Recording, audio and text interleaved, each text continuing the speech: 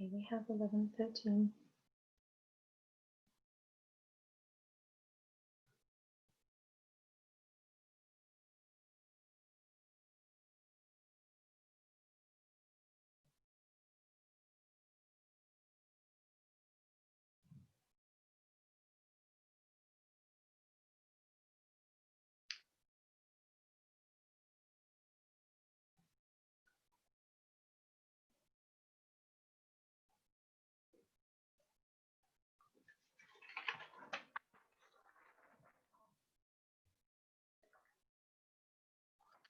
Okay, hello, welcome everyone. My name is Pembe from EU InfoPoint. Hoş geldiniz, Kalispera. It's very nice to have you all here today at the impact of the COVID-19 pandemic on the LGBTI plus community and EU action. For those of you who've just joined us, thank you for waiting as we set up. Today's webinar will be in English. However, we have simultaneous Turkish translation. Unfortunately, Zoom doesn't have a Turkish option. So if you go to language options and please choose Korean, Türkçe çeviri isteyen kişiler Kore dilini seçebilirler. Okay, so if you've chosen your language options, then you will have the Turkish translation while our speakers will be presenting in English. Please keep in mind that the presentations will be 15 to 20 minutes each, maximum 20, and then we will have a very short Q&A at the end. If you have a question, please use the Q&A box at the bottom of the screen to write your question to us. I think there is an option to ask questions anonymously as well. Please write your question. When you are writing your question, please let us know who you want to ask the question to, so that the correct person that you want to ask the question answers your question. So I would like to, if everybody's ready, we have a really great team of people with us tonight. I'd like to welcome everyone. I'll mention who all our speakers are now. So the program starts with Belinda, who is the Advocacy Officer at ILGA-Europe. Then we will have Doğukan Gümüşatam and Erman Dolmacı from Queer Cyprus Association. And then we will have Christiana Papadaki and Monica Panay from Accept Cyprus.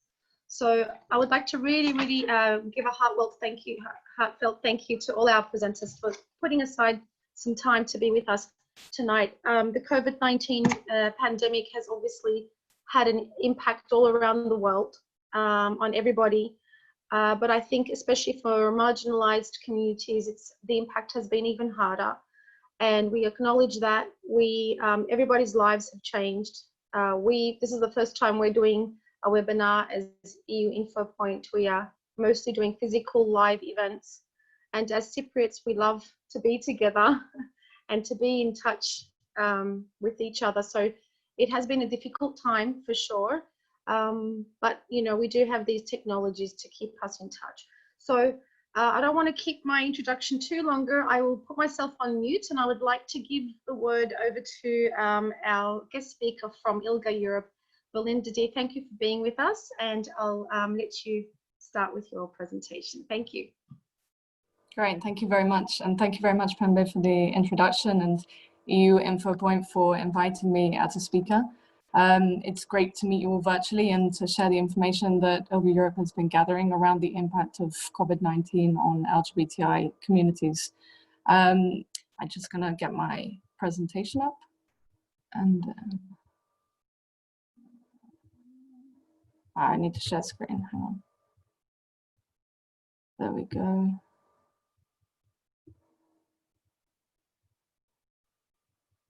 Okay. Can you see my screen okay? Okay. So, as you know, COVID-19 has been having a really big impact on our communities, and especially the most marginalized in our communities. I want to share with you first some recent findings of the state of LGBTI rights in Europe from some surveys that came out around ILGA-Europe, which are important for understanding basically, what the state of play was, because the data was taken from before COVID-19 impacted us, and that helps us understand like how it can affect, how it's been affecting us now. So the first one is an EU survey from the Fundamental Rights Agency. It's the second LGBTI survey, and the first one was in 2012. And basically it gives us the opportunity to compare the data over the past 7 years. And so in summary, what it has showed is that discrimination still persists at high rates. So more LGBTI people felt discriminated against in 2019 on average than in 2012, in the year prior to the survey, in all areas that the survey asked about. And what's really clear as well is that trans and intersex people are among the least accepted groups in society and experience discrimination and violence at significantly higher rates than the LGBTI community average. There's also a growing feeling of intolerance felt across Europe, which obviously will impact what happens under COVID-19. And this isn't just in, for example, usually troublesome countries, but also in countries such as France and Belgium and the UK. And I think what is really interesting information and really important, again, when you look when you're trying to analyze COVID-19 and its effect on LGBTI people, is the fact that LGBTI people are at greater risk of poverty, socio-economic exclusion, and homelessness. About a third of the respondents in the EU indicated that their households have difficulty to make ends meet. And this was most often the case for intersex and trans respondents. If you want to look more at the survey results, there's a link in the presentation there that you can follow. And then quickly on to some of the work that we did before COVID-19 impacted us. We brought together our Rainbow Map this year, and we also published it on the 14th of May, the same day as the FRA survey. And it broadly corresponds with the findings from the FRA survey. So for the second year in a row, countries are moving backwards on the index, and the index is comprised, of course. The index is comprised of legal and policy indicators given to us by national experts. So these show that civic and political rights are being eroded, and there is quite a bit of complacency, especially with regard to equality action plans. So for example, France, Belgium, and Finland. And we're not seeing people pick up the mantle to see important legislation through or motivate new work. However, there has been positive movement connected to trans and intersex rights. So there's been the inclusion of gender identity, gender expression, and sex characteristics in equality laws, for example, in Andorra, Belgium, Switzerland. And there's been access to legal gender recognition for minors in Spain and Iceland. But we're urging people to read all of this with caution, because there is increasing hostility fueled by opposition groups, especially towards trans people. So for example, in Hungary, Azerbaijan, and the UK. You can see more about the Rainbow Map following the link that I put at the bottom of the slide there. Regarding EU action, something that's also noticeable is that the day after we published the Rainbow Map and the Fundamental Rights Agency published their survey, DG Just published its final report on the list of actions to advance LGBTI equality. And those list of actions were from 2015 to 2019, and they covered the grounds of non-discrimination, education, employment, health, free movement, asylum, hate speech, hate crime, enlargement, and foreign policy.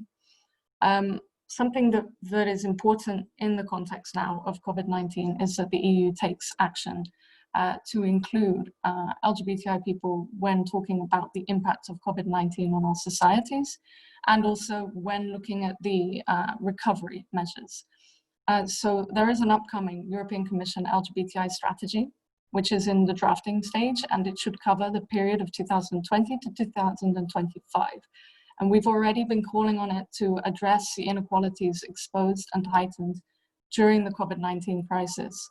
And we've been seeing that it's very likely that this call will be taken on board, and especially because we've had some outspoken commissioners who have been linking the need for equality to be taken into consideration when designing economic policies to help us come out of the coronavirus crisis. And especially from the Commissioner Helena Dalli, the Commissioner for Equality. So now I'm going to summarize some of those main points about the impact on LGBTI people.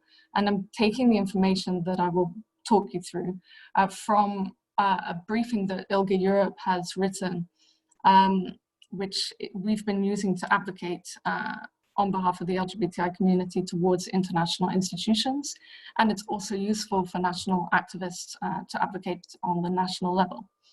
And it can be seen on our website, and I'll show the links later. Belinda, sorry, can we speak a bit slower, please, for the translators? Yes, of course. Okay, please. Yeah.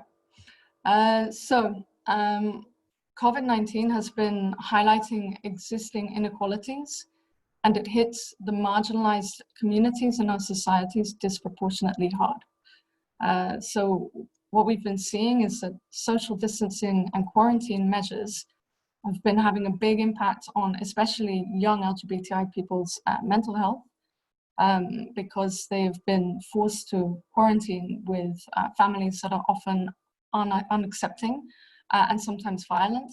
And this also happens for people who are quarantining with housemates, so not just family. And these people, like LGBTI people in these situations, are experiencing loneliness, especially if they have been forced to go back into the closet. And so they're disconnected from the LGBTI community, and they also, in the worst of cases, experience domestic violence and might end up in a situation of homelessness. This is impacted, of course, by the socioeconomic vulnerability that I mentioned earlier, and that we've seen data from the EU on. Especially when people are losing their jobs, and this loss of income also will lead to homelessness, and we've seen that happening across Europe.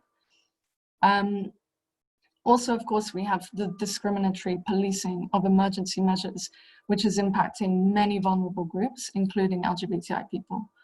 And in relation to health, in relation to seeking help, and when you are afflicted by COVID-19. Overall, LGBTI people have lower health outcomes due to stigma and discrimination, and also due to biases held by healthcare providers, lower socioeconomic status, and which is often linked with a lower access to comprehensive health insurance. And on top of this, if there is a past experience of discrimination or stigma, non-consented procedures or misgendering, and these things can deter LGBTI people from seeking medical care. Something that has come up really frequently in conversations we've been having with activists is that transition-related medical care has been postponed because it's deemed non-urgent. And also supply chains for hormones have been disrupted. And on top of this, travel restrictions have impacted the ability for people to access healthcare, in particular intersex people. So this is really an impact on trans and intersex people that's being brought up time and time again. Concerning travel restrictions, of course, we've seen the reintroduction of border checks. And this has meant that many rainbow families are separated or stranded at borders due to the non-recognition of their documents, whether it be their civil partnership or their legal gender recognition, so their gender marker, and so on and so forth. And then LGBTI asylum seekers and refugees are also really heavily impacted. You have those who were already in the camps, and then those who were going to leave detention centers or camps and were going to be relocated. Often those procedures have now been stopped, and they're stuck at borders too. And in the camps, of course, there is a much higher risk of infection of COVID-19. And on a more overtly political level, something we've been seeing is religious leaders especially blaming COVID-19 on LGBTI people. And if they're not doing that, then often you have COVID-19 as a distraction whilst governments are trying to pass anti-LGBTI legislation. And regarding derogations from international human rights obligations, so far we have 9 European countries which have derogated from the European Convention on Human Rights. So as part of this briefing document, we also ended with a section about what authorities need to be doing. So we're calling on the EU and the UN and the Council of Europe, and then of course national levels, as I mentioned earlier. So some of I haven't included all of them because there are many, but I've included the main ones here. So what we're calling is that all emergency measures, support and compensation, including socio-economic support measures, we're calling for them to leave no one behind. And to take into account the particular vulnerability of the most marginalized in society, including the specific vulnerabilities of parts of the LGBTI community. We're asking for equal and non-discriminatory access to testing, treatment, and care, and a focus, of course, on non-discrimination in the policing of emergency measures. We also want domestic violence responses to be inclusive of LGBTI people. So one of the things we've thought about calling for is allowing people to choose their chosen quarantine place rather than basing it on resident registration. So this would help all sufferers of domestic violence to quarantine in a safe space. And of course, we're asking for the continuation and the stepping up of support for domestic violence services and psychological helplines.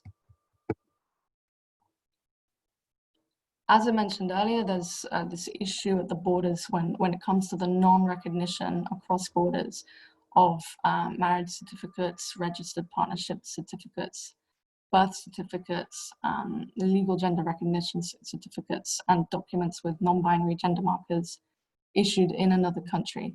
And so this is more of a long-term ask, and it's something that the EU can work on, and we are lobbying the EU for in relation to freedom of movement, which is a kind of harmonization to allow the cross-border recognition of these documents. We're calling for hormonal treatment to be classified as vital and ensure that it remains uninterrupted.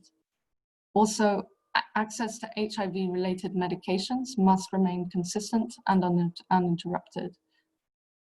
Politicians, especially on the international and national level, need to speak out and condemn any wrong information and hate being spread, blaming the LGBTI community or other minorities for the pandemic. We also need international institutions to monitor the impact of emergency measures on LGBTI rights and call out any abuse of derogation measures. And in particular, as some countries are coming out of the health crisis, we need to ensure the full respect of human rights for everyone when returning to a state of normalcy, including by taking specific protective measures concerning vulnerable populations like the LGBTI community. So that is kind of a summary of our briefing document, which you can find online. It's part of our broader plan to support the LGBTI movement through the COVID-19 crisis.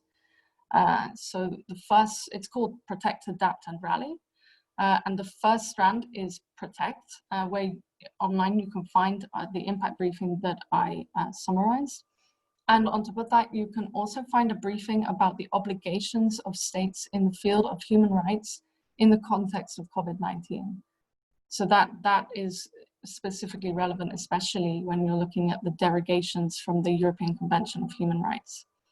There's also a communications peer support group, a digital security blog, and a communications blog.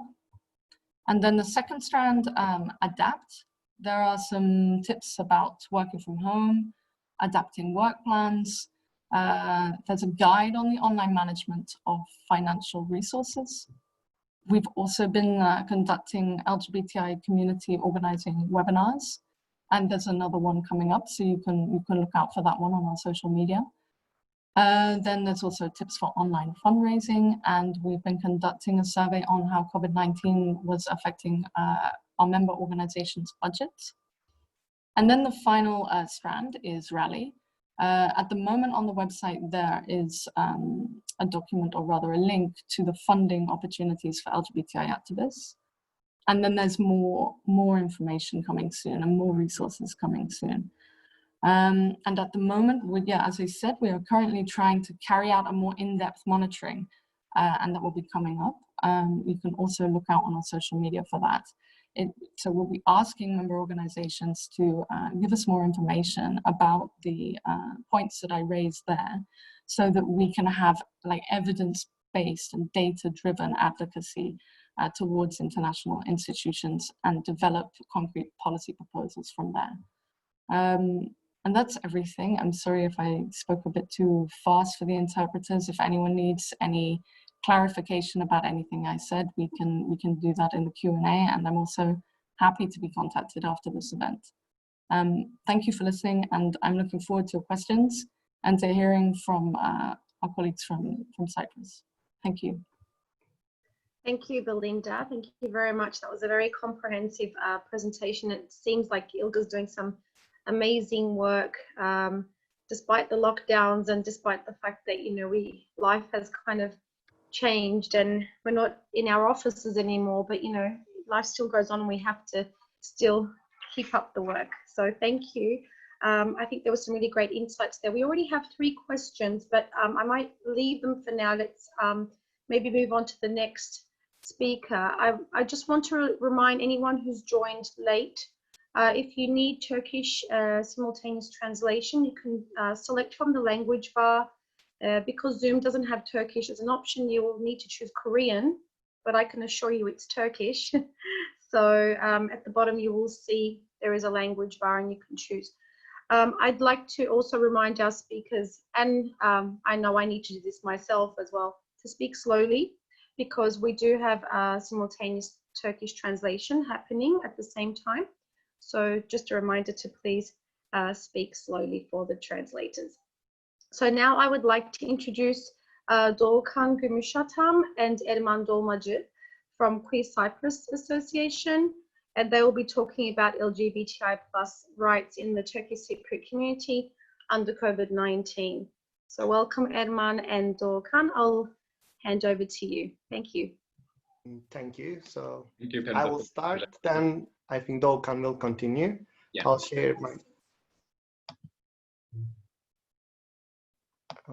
my screen.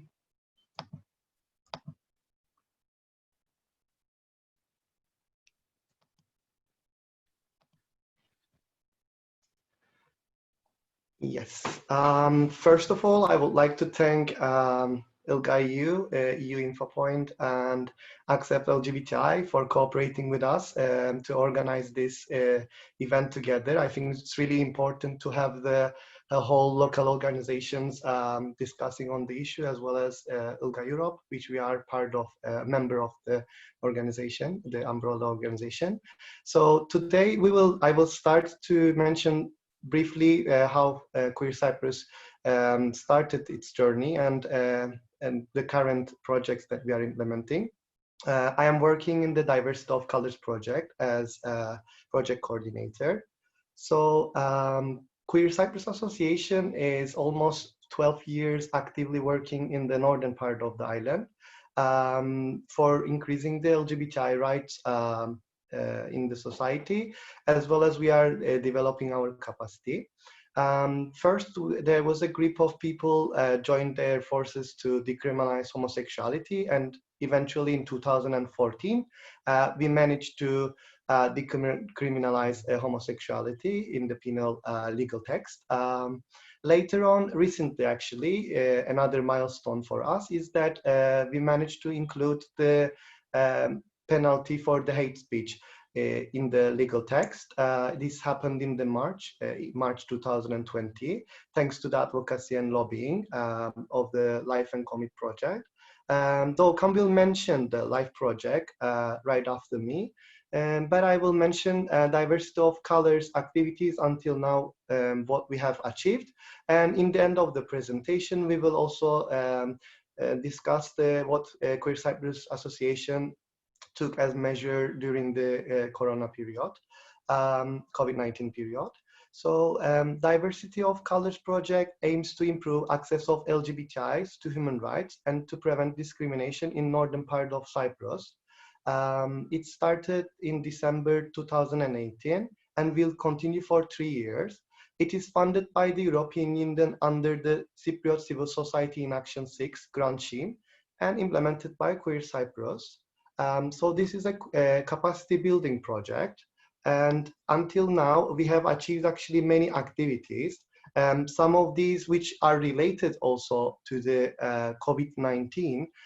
What I can say is that we trained many professionals, psychologists and lawyers. Also in the LIFE project, Okan will mention about the social services. But under Diversity of Colors project, we are now providing free services, legal and psychological consultancy via Solidarity line. And this line is open from 10 till 10 every day. And especially during COVID-19, we actively promoted this Solidarity line. Apart from this, when we trained the professionals, we created a network of psychologists and lawyers, as well as we organized a conference to discuss LGBTI issues in the academia. Also, we have recently published LGBTI resources booklet on anti-militarism, because Queer Cyprus is giving its struggle on the LGBTI rights, but as well as we are an intersectional organization. So we are working on anti-capitalism, anti-militarism, also veganism and feminism. Soon we will have 3 more other booklets on legal gender recognition, mental health and physical health of the LGBTIs. Currently we are working on it. We also monitor the media, starting by the Unspoken project that also implemented in the past. We check the media outlets if they are included LGBTI and how they are covering the LGBTI issues. As well as we made our team meetings online during this period as a project team. We implemented 4 or 5, actually 5 capacity building trainings to our members. And also we held local meetings so that we could bring the LGBTI movement outside the Nicosia, and we could inform some other people, also hear from them what kind of difficulties they are facing. One another important thing for our financial sustainability, we have our fundraising expert under the Diversity of Colors project. So we had many fundraising events and campaigns. During COVID-19, we had Create at Home with Queer Cyprus campaign, where we invited people to create crafts or like art or anything that they would like to, and share it in the social media, where they later on will donate to Queer Cyprus. And also we have some other events online where Doğukan will mention afterwards. At the end of the project, we will also have survey where we will see if the homophobia, transphobia and biphobia is changed in the society, what will be the levels. One another final thing maybe I can say about the project is that we also have a strategic litigation that is ongoing on the legal gender recognition. It is started in the in last year and it continues. Hopefully we will have another strategic litigation. So if any of the participants or anyone having trouble or any issues with their violation of their rights, they can reach out to us and we can solve their problems together. This is what I can say more about the project, and I'm happy to answer the questions in the questions and answer part. So I will leave this slide to Doğukan. Thank you, Erman. You have to open it up again because I don't have it. Okay. Yeah, thank you. Technical difficulties always happens. Yes, so I'll carry on with the, we are seeing it in presenter view. Can you open it normally? Yep. So I'll start and the presentation will come, I'm sure of it. So I'm the project coordinator of LGBTI pluses in Freedom from Exploitation Life project. We're mostly focused on counter-human trafficking efforts in northern part of Cyprus and the situation of LGBTI pluses and what's happening. And therefore, it's been really crucial for us during the COVID-19 period to be at the grassroots levels, as well as communicating between the officials and local stakeholders. So briefly, I want to introduce the project as far into what we've done so far. We have a mapping study that is going on right now about the situation of LGBTI sex workers in northern part of Cyprus. And we've been able to identify levels of exploitation and human trafficking amongst LGBTI sex workers in different aspects.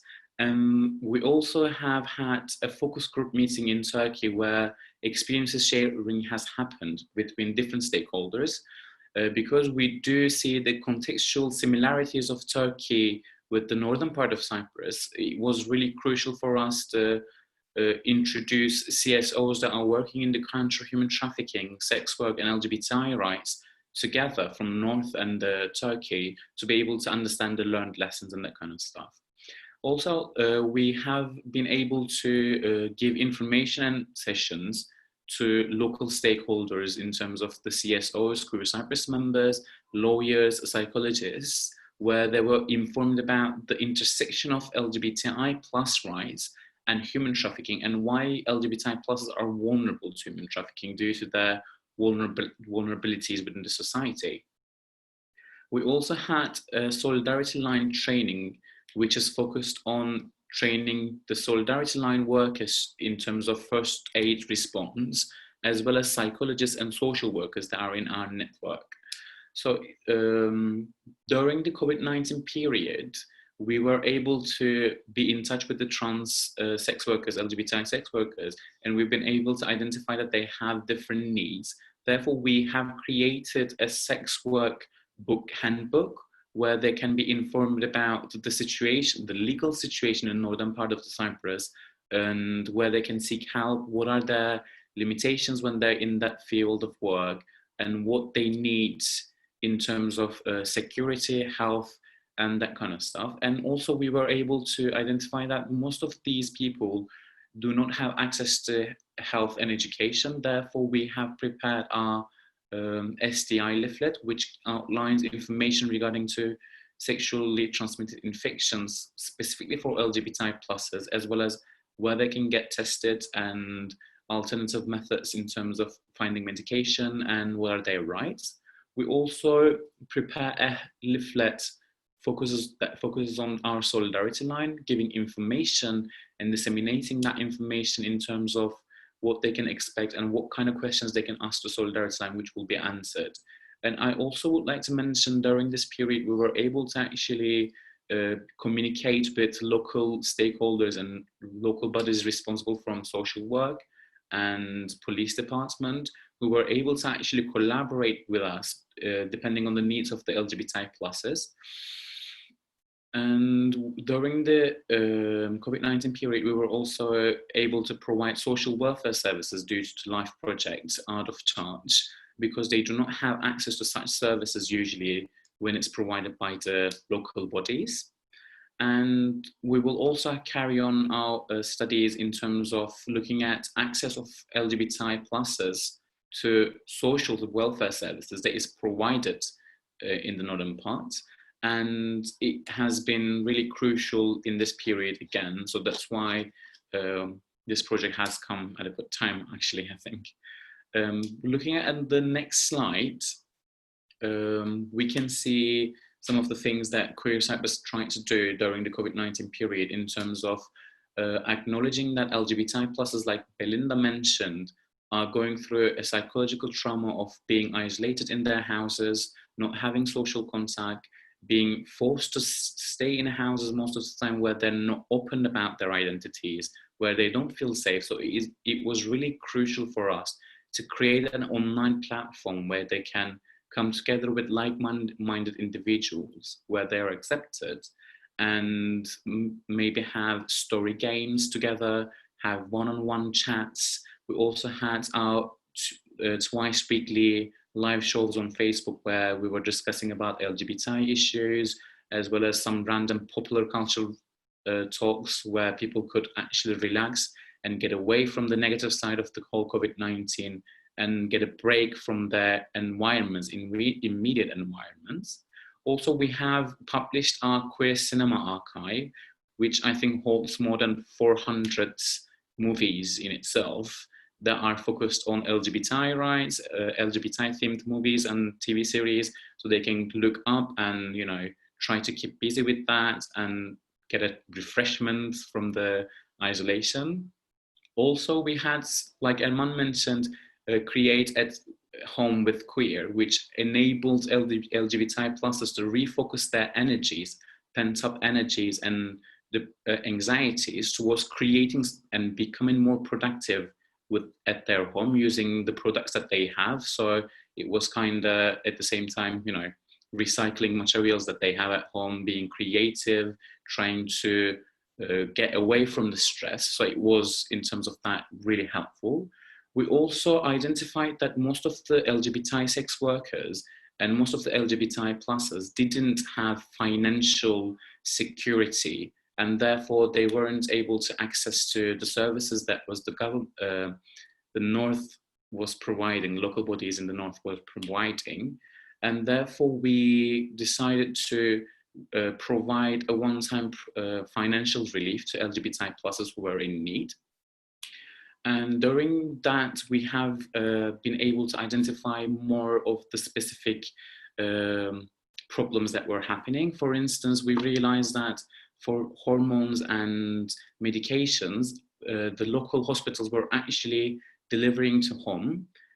However, with HIV medications, the patients people living with HIV had to visit the hospitals to access their medications and get tested. So it was, again, we saw some good sides of the system that was happening here, and also the bad sides, because the center that people living with HIV get their medications from is actually the center that was being used for COVID-19 quarantine. So it was really problematic in terms of that.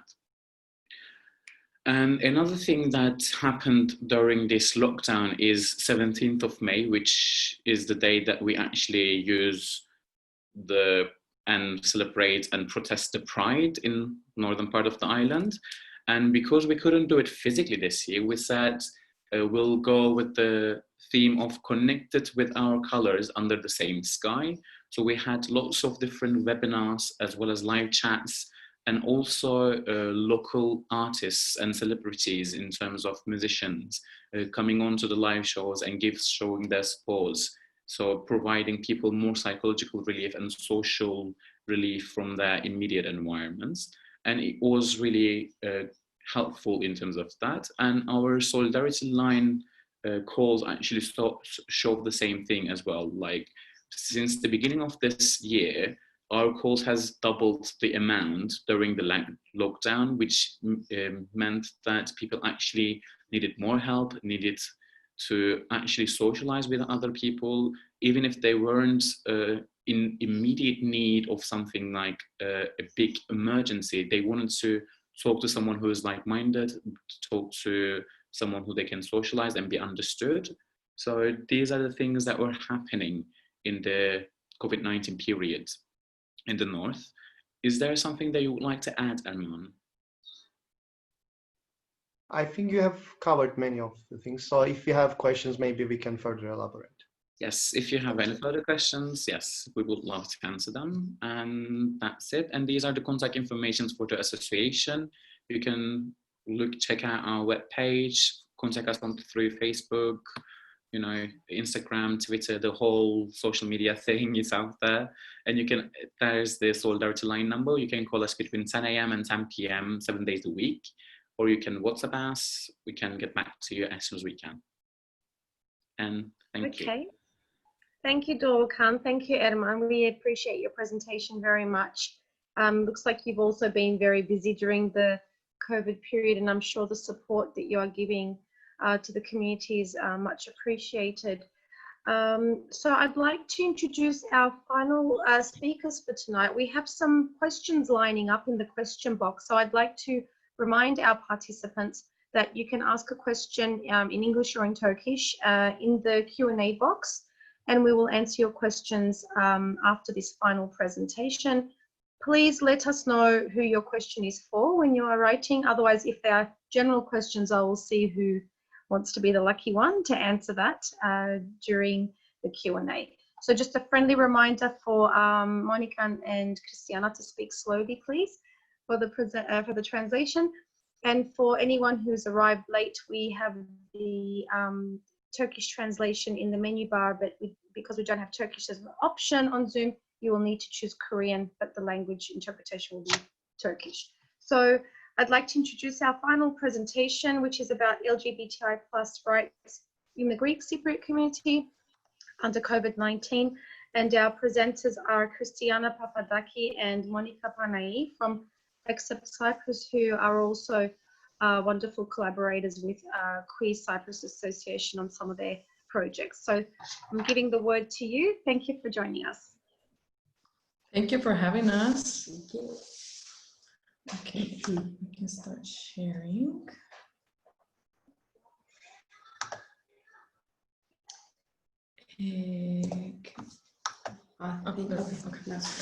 All right, if everybody can see our presentation, we'll be talking about the LGBTI rights in the Greek Cypriot community under COVID-19. I am Monica Panayia, I'm the president of Accept LGBTI Cyprus. I go by the pronouns she and her. I've been involved with Accept for about 3 years almost, and I was elected on the board of assistance since 2017. Hello from me too. I am Christiana Papadaki. I am the secretary of Accept LGBTI Cyprus since 2019. And I've been involved with Accept activism about 1.5 years, and my pronouns are she, her. All right, so today in our presentation, we'll introduce Accept a little bit, our priorities and goals for the year 2020. We'll talk about our current projects, Voice It and High for Diversity, which are both European funded projects. And then we'll talk about the effects of the COVID-19 on the LGBTI activism in the community, presenting the negative impact, the positive impact, and the struggles. And then we'll have some, some technical difficulties, and then we'll have some closing remarks. Who is Accept LGBTI Cyprus? Accept has been registered as an NGO since 2011 in the Republic of Cyprus, and it consists of volunteers that are fighting for the LGBTI rights, like I said, in the Republic of Cyprus. Some of our priorities and goals for 2020 were to establish a space for Accept, because unfortunately we don't have a working space, offices or anything like that to call home, to be more accessible to our community. We'll always meet at coffee shops and houses. And then more of our goals were in regards to healthcare rights, more specifically about intersex rights, especially for children. And then the healthcare, so we can educate healthcare providers on how to communicate with the LGBTI community or how to properly cater to their needs. Some of our other goals were in regards to legal changes in advocacy. We focus our advocacy this year on hate speech, on the hate speech law, on the hate crime law, and we are trying to advocate on the legal gender recognition draft bill. Sorry, we're having some technical difficulties. Okay, let me go back. Yeah. All right, so sorry about that. So the hate speech law and the hate crime are already laws, well, somewhat laws, so Christiana will touch base, that we want to amend or try to make sure they're implemented right. The legal gender recognition is still a draft bill supposed to be presented by the government in the parliament. And then our other goals for the year were, sorry, slowing down, I forgot. The LGBTI participation, we have noticed that the community, the LGBTI community is not engaging that much.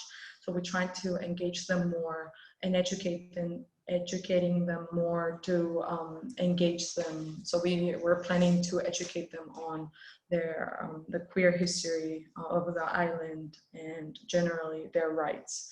And then of course our other goal for the year was Pride 2020. All right, so our vision as an organization is a society that ensures that no person is discriminated based upon their sexual orientation, gender identity and expression, and sex characteristics. We envision a safe, diverse, inclusive, and intersectional environment that will result in freedom and equality for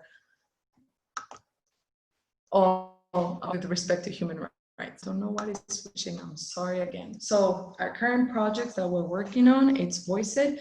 It's a European Commission funded project, it's a REC project. So the main goal of the project is to increase the participation and the direct involvement of LGBTI individuals in the political decision making. We launched our project this past March, I think it was. It was a very successful online event, and we got the commitment of most of the parties in Cyprus for them to actually help us create a committee to bring forward LGBTI issues and help us promote LGBTI legislations in the parliament. And also we got their hopefully commitment to have LGBTI people in parties and participate in political decisions. Sorry, okay. Our other project is Hey for Diversity. The main aim of the project is to prevent violence against the LGBTI community in higher education institutions. We did the mapping this past January to see what kind of programs higher education institutions have in various European countries. And we're hoping to help design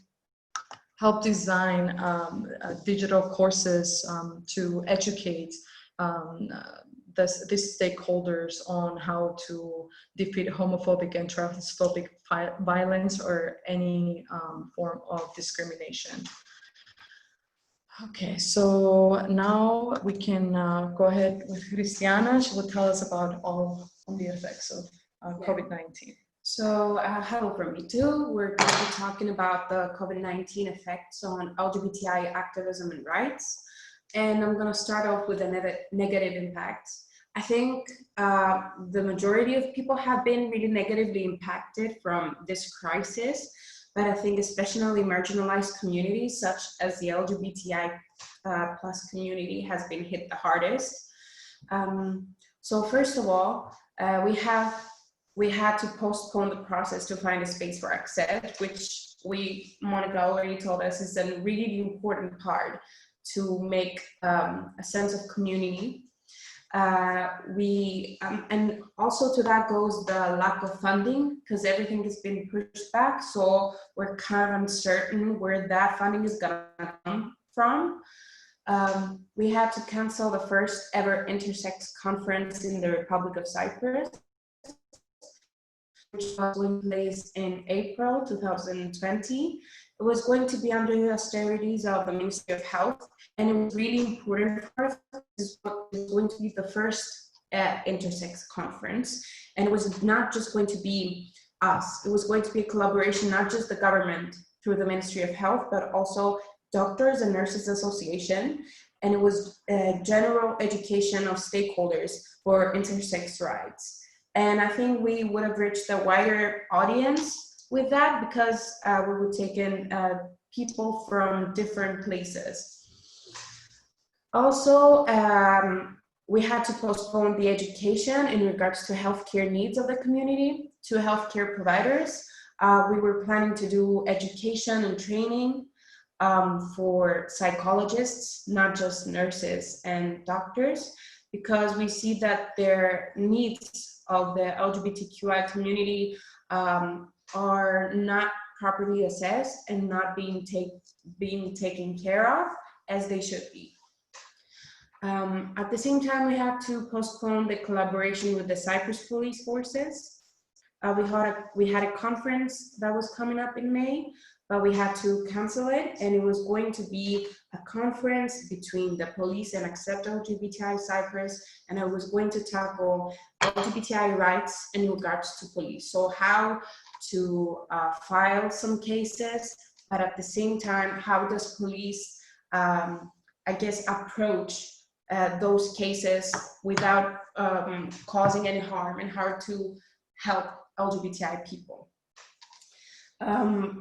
Also, we had to cancel meetings, follow-up with the police, because we did sign a memorandum of understanding with them and other many NGOs, and they pledged that they were going to assist how to file complaints and how to grow a better relationship between them and us. Also, the education on LGBTI rights in companies had to be postponed. Accept LGBTI Cyprus created Work Pride, which is a training and educational module, which was going to be used to all companies that were going to sponsor Pride. They needed to also be trained for workplace inclusion. Then a really big one is the falling behind on legal rights. We have seen that the hate speech law is not working properly. We wanted to have discussion with the parliament how to amend the legislation, because it's not properly implemented. We have seen it over the past years. And at the same time, hate crime law, which doesn't actually include sexual orientation, gender identity, expression, and sex characteristics. What is considered by your state basically as a hate crime law for sexual orientation and gender identity is just an affirmative action in the penal code. So it's what's happening is that hate crime cases are not treated as such, and no hate crime has made it to the court in front of a judge. So not even for xenophobia and racism. So it's a general problem. And we have, so cases of hate crime have been going orientation. And also the legal gender recognition has been pending for 3 years now. We were hoping to get a final bill this year, but we see it being pushed back more and more. And it's really, really disheartening to wait for such a long time for that. And of course, we had to cancel the physical Pride, but also the first ever bicommunal Pride joint event, which we were going to do with Queer Cyprus. And we had to postpone that, cancel it, not postpone, but it's going to be an online event. So some of the positive impacts, fortunately, we've had some positive impacts from this crisis. The online versions of the events have shown us that we got more exposure. So the Voice It project launch had more than 3,000 views on 3 different platforms. And it's really important because high number of people completed the project's research questionnaire. At the same time, alternative ideas for Pride, such as campaigns and on radio, magazines, TV, in general, all media, to, I guess, increase visibility of LGBTI rights are going to take place. Trans rights in prison reform. We have been talking with politicians about how to properly assess and tackle that topic, because there is a trans woman that is stuck in a prison abroad. So we have been communicating with the ministries in Cyprus to try and get her back. So there comes the question, how do we properly assess this? And at the same time, the NHS is looking into including healthcare needs of trans communities, such as hormone treatments, well, hopefully surgeries too, but we shall see. We're being too hopeful, I think. And we've also had some extra time to design and improve plans for our space and info center that, and also better design a questionnaire on healthcare needs of the LGBTI community. Now for the struggles of ACCEPT and the LGBTI community. The cancellation of physical pride has brought a huge impact, because especially in Cyprus, I think the LGBTI community does need that sense of community, and that's have been stripped away from them. And also it was the main financial income that sustains the NGO throughout the year. So it's going to be really hard to keep up with the actions without pride. We do have a queer history event, which is expected to happen in September. It's an art expo from queer artists, but it's still uncertain if that's going to take place, because we don't know what the situation is going to be like, and we don't know if a second lockdown is going to come up again. And of course, there has been decreased motivation from volunteers during lockdown, and that's due to the stress and anxiety that's I guess affected people, and less productivity. Okay, so some quick closing remarks that we wanted to touch base on, because Christiana mentioned all this legislation we have on the in the Republic of Cyprus, and what's actually happening on the ground is it's not what people are saying is happening. So touching based on what Belinda was saying about what Commissioner Dali came out and said the other day, we heard the European Commission is ready for the equality strategy for the LGBTI community, but we want to push more. We want them to push legislation and stop allowing our governments and the member states to just provide minimum for the LGBTI community. We just want the EU to just invest and support the next generation, which includes the generation of the LGBTI people and the youth. I mean, COVID-19 has shown that the governments can be quick and effective in decision making. So this is what we want. We want public safety, and the LGBTI safety, it's public safety. So I just wanted to just touch base on that, and remember that the member states should respect LGBTI human rights. And like I said, legislations are not properly implemented. Affirmative actions that are standard. They're used as common practice in the European Union, unfortunately, and they're actually hurting our community on the ground.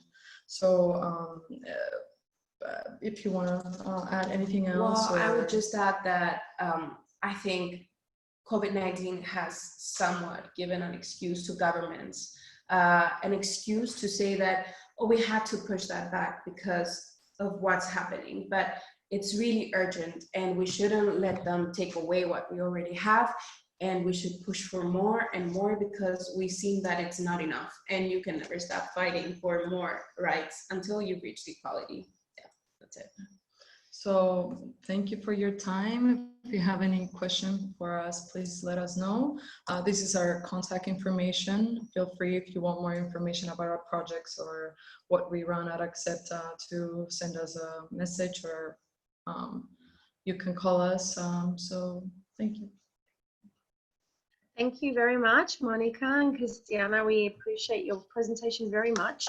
And also it's very reassuring to see that despite the negative impact that you were able to, and I think all of you have been able to use this time during the pandemic to, as a time of self-reflection, as a group reflection, and a time to basically recuperate and look at what you've achieved, and to also focus on some of the positive outcomes. I think some of the positive messages you've given us of what you've achieved during this time has been very encouraging, actually. So thank you for all of your efforts. I'm conscious of the time.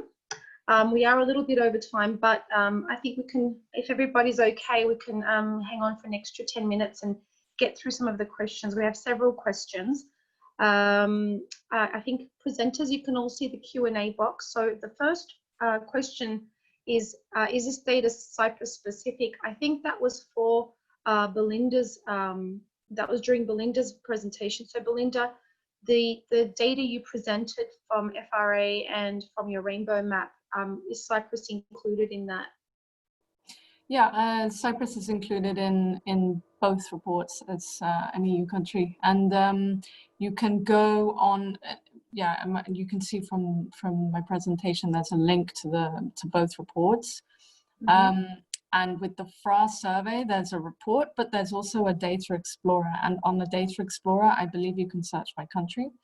And in our Rainbow Map, you can also look at Cyprus on, specifically on the Rainbow Map website. And then you can see the breakdown of all of the legislation and policies that were taken into consideration to create the ranking. Okay, I think the tricky situation we have in Cyprus is the fact that the acquis is suspended in the northern part of the island. So I think perhaps if anyone is interested in data for the northern part of Cyprus, that they could probably get in touch with Queer Cyprus Association, because I know that you guys are doing some great work in terms of mapping and surveys as well. And I think Edaman and Dorkan mentioned in their surveys. So I hope that answers the question. If it didn't, you can ask another question. So perhaps we could move to the next question, which probably is again for Belinda or all of you. I can, what I can just add on that is that in the Rainbow Map, we have a separate section for northern part of Cyprus. So we also provide as country expert. So there you can see both sides. So that will be. Okay, great. Thanks, Edaman. Thanks for the clarification. So the next question is the terminology LGBTI endorsed by the EU? I am in a UK context and we tend to use LGBTQ+. Does anyone want to answer that? Belinda, perhaps? You're on mute. Okay. Yeah, can you hear me? Yeah, the EU uses LGBTI. The Council of Europe and the UN use SOGIESC, so sexual orientation, gender identity, gender expression, and sex characteristics. That is in the legal context and is usually regarded as a more helpful phrasing, because it basically everyone has a sexual orientation, gender identity, gender expression, sex characteristics. So the LGBTI used by the EU is at the moment, and that reflects those grounds. But perhaps in the future we'll see a move towards SOGIESC, but at the moment it's LGBTI. Yeah, that's it. Okay, and the next question is, can you provide some info on the availability of hormone provision in Cyprus, both communities, and whether this is made available? I never heard of this provision before. So maybe we can start with Queer Cyprus Association and then move to Accept to see what information they can share with us on this topic. Yeah, I can basically start by saying that because legal gender is not legally recognized in the northern part of Cyprus, it's a little bit problematic and really complex in terms of understanding hormone provisions for trans people. But we can say that yes, there is hormone provision by the northern part and the local authorities in terms of there is free access to hormones. However, they need to go see a psychiatrist each time they need to refill their medication, and they need to get certain tests done and requirements that is really outdated to be able to access those services in the northern part of Cyprus. Okay. Monica and Christiana, do you want to add anything? Yeah, I can start and you can add on my comments. Yeah, you can get your hormones, but they need to be prescribed every time by endocrinologist. Now the problem we're having right now at in Cyprus is that we're switching into, well, we have switched into an NHS system, And prior to that, people were, they had a so-called like a card indicating that they're patients that are allowed to access public health. So they will have access to hormone treatments through that. Otherwise, they had to purchase it privately. Yeah. So now we're in communications with the NHS system after months and months of trying to include everything in the NHS system, since everybody's paying mandatory fees in that system.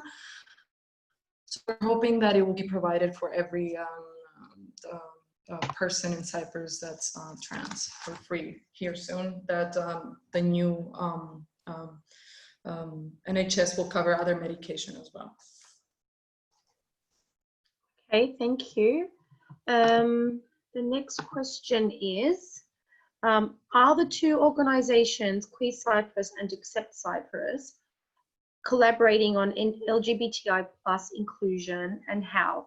How can the LGBTI plus agenda and collaboration between the northern and southern communities be used to also advance the reunification case? That's a brilliant question. So I don't know who wants to go first for answering that. Should we start with Erman? Yes, okay. Yes, Go ahead, Erman. What I can say is that we did a workshop thanks to Civic Space and Selem Lermiol Yilmaz. I know that she's with us now. They helped us a lot to join the two organizations together and work on our joint agenda for future, how we can work on LGBTI issues, but as well as on Cyprus problems. So now we have a signed memorandum of understanding on this topic, and we have already upcoming events like Christian and Monica mentioned. We will have on 27th of June a joint digital Pride event. But apart from that, we have many other collaborations that we are planning to. So hopefully it will eventually contribute to solve the Cyprus problem as well. Monica and Christiana, you want to add something? Yeah, I think we were like joking around when we had our meetings prior to the closing of the checkpoints and this whole COVID-19 crisis, that queers will solve the Cyprus problem. But yeah, you know, we started collaborating since last year, I think around this time, Pride last year, and well, we had our first conversation. So, you know, it's a very interesting thing to think about. If marginalized communities can get together and come up with creative and smart and beautiful things, then I feel like every Cypriot should start thinking like that. Yeah. And I will also add to that when we were planning for the physical bi-communal pride, it was one of the main points that we wanted to make a political statement that we're here, but some of the people can pass through the one border and some of the people cannot pass the other one. So we're here, but we want to be all together. So we should do something about that. So it's really important for us, every meeting that we do, that this topic comes up. Thank you so much. That's great. Thank you. Okay, so the next question is for Erman. Excuse me. You have mentioned LGBTI in academia. What do you think are the biggest challenges for LGBTI people in academia, and how can we support them during and after the pandemic? Okay, that's a really good question. What I have learned from the conference that we organized in December last year, when we talk about academia, it's good to mention that, okay, the academicians in academia, the LGBTI academicians in academia, but also the theory part, the queer theory and all other studies that is done in the LGBTI area. So it's a broad area that it's difficult to answer, but what I can say, hopefully soon we will upload the whole conference recordings done by the speakers, and it will be possible to watch all the conference with the subtitles as well. And what I can say, it's similar to society. In academia, we do see homophobia, transphobia, and cis-normativity. And I think the student clubs, or also to have a STEM, pride in STEM, for example, was one of the mentioned in the conference. The science, technology, maths, and engineering areas are a little bit more patriarchal, let's say, compared to other areas. So in these areas, some of the proud scientists might join their forces and increase their voices like we are doing. So mobilizing, getting together, advocating for our rights might be useful, but it's a broad question, so difficult to answer the whole.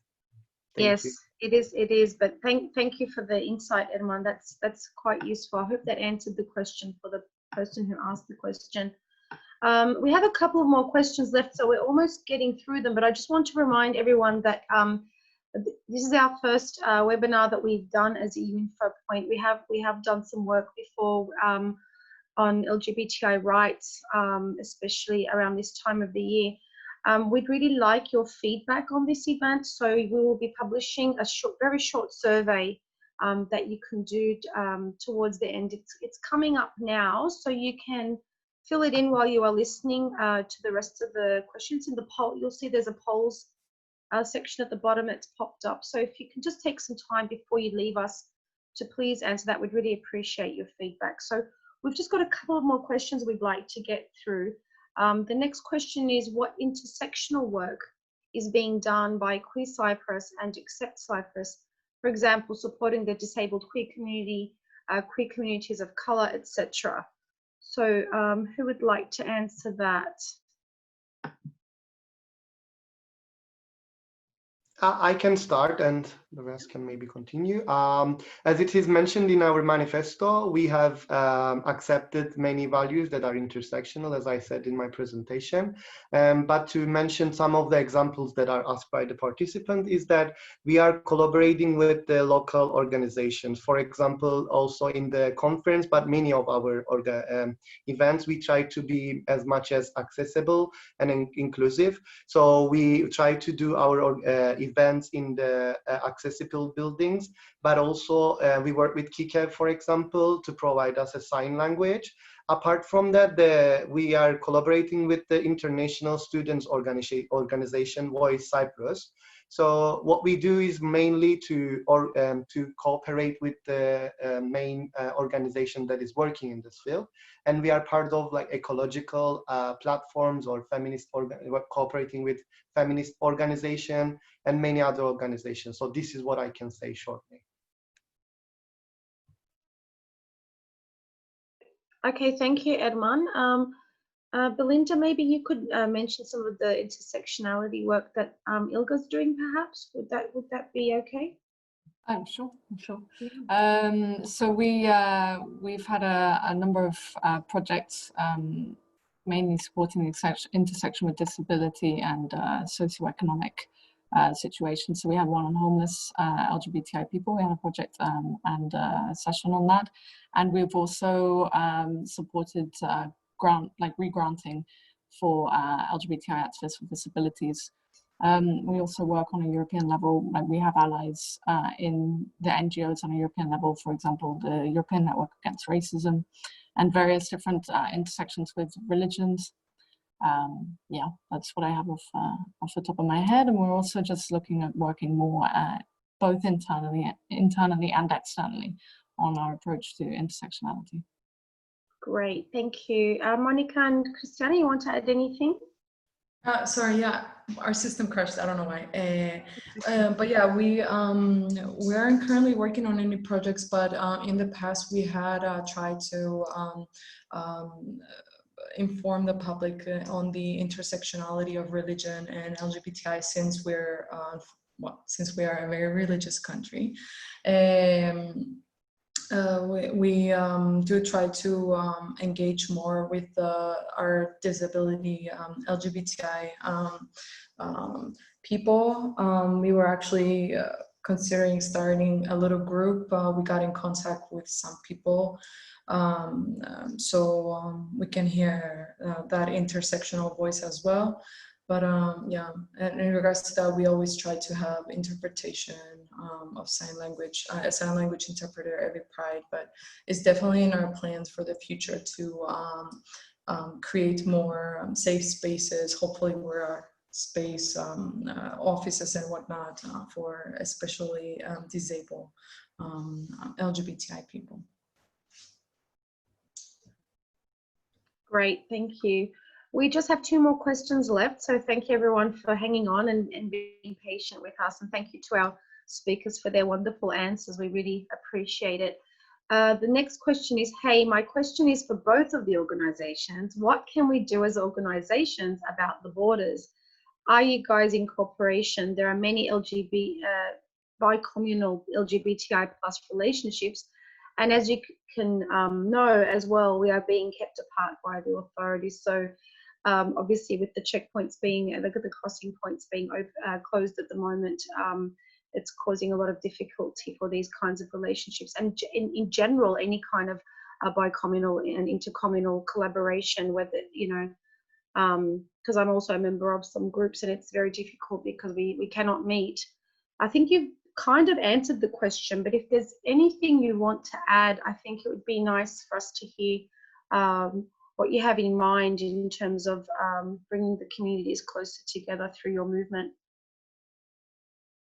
Who'd like to go first? Monica, was that a?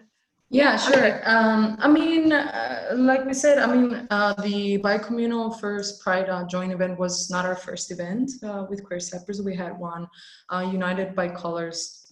United by Colors was the name of it back in, I always forget the date. It was either October or September. Yeah. It was October, okay. Yeah. But yeah, like I said, I think we mentioned it before. I mean, we're all LGBTI people at the end of the day, so it doesn't matter if a checkpoint is separating our country or whatever. We still have the same struggles, and we still have to face the same patriarchy, the same conservative people. So we're together fighting for at least the communities unity to stay alive and sane in hard times, and people that go against us. Yeah, I mean, I think there's nothing more to add than just that we have been, I mean, from the past, I think we have been doing events together. I even remember we had the ILGA one, like more than a year ago. And rainbow meetings too. Yeah, and rainbow meetings too, by communal rainbow meetings. So we've been having a collaboration since, I don't know, a long time ago. And I think now it's just starting to grow stronger and stronger. Every event, every collaboration we have, every month, every year. Yeah. That's great, thank you. Now we have one last question. I just want to make a friendly reminder for everybody to please fill in the poll, which is just a very short survey about this event, so we can get your feedback, and hopefully that will help us to improve our future webinars as EU Info Point. The last question, I'm going to read it out loud, and then I'm going to see who wants to answer it, because it's a great question. Would you maybe consider to draft a joint kind of shadow report for the COVID-19 period in the framework of international conventions such as Istanbul Convention? An important statement was made by the Council of Europe state parties, which indeed provide a framework for such a report, or it can even go beyond it. What does everyone, it sounds like a big challenge, but I think it's possible. What do you think? I can say that that would be extremely important for us to do. I think we should do it definitely, because we do see that COVID-19 impacting human rights, and there are quite a lot of violations of human rights that are going underreported.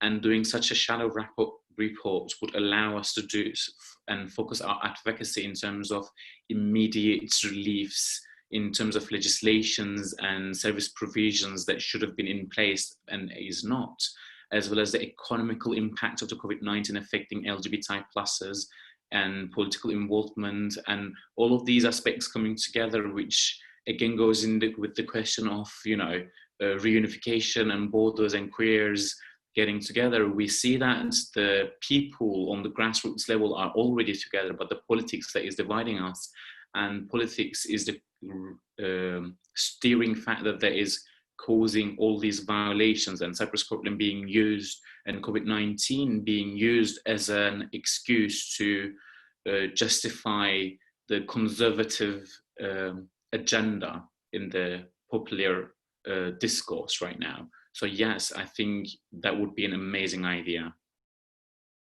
Okay, well, that's great. So I'm glad you're going to take that on. I don't think we have any more questions. I'd like to ask all of our presenters if there's anything you'd like to add or anything else you'd like to say before we close.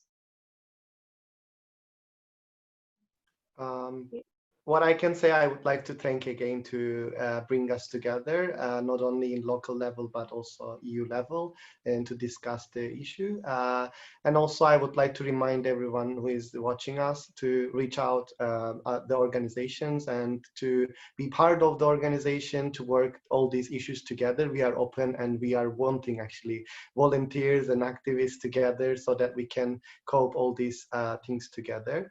So feel free to join us. This is what I can say, and I would like to thank again. I think it was another milestone for us to have this joint event today, and so I have been I liked it. So thank you very much. Thank you, Erman. If there are no more comments or questions, we have gone a little bit over time, so I appreciate everybody's patience, and would like to thank Belinda, Monica, Christiana, Dorkan, Erman, and our wonderful translators, Chim and Fatma, for being with us today. And of course, the participants for being online, for listening, for asking your questions.